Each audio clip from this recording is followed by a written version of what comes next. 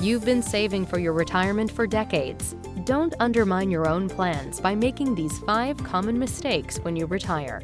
First, don't retire too soon. Lifespans are increasing, and many retirees underestimate their life expectancy when calculating the money needed to live on. The second mistake to avoid is spending too much in the first years. It's easy to overspend while playing with your newfound freedom, but it can cause shortfalls later in life.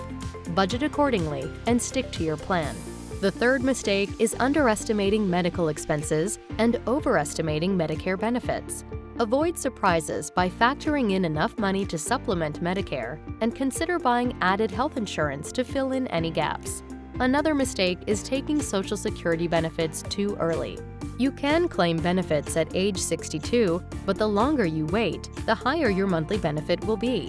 Lastly, don't fail to do estate planning. An estate plan and a will maximize the chances that your wishes will be followed and your assets will go where you dictate.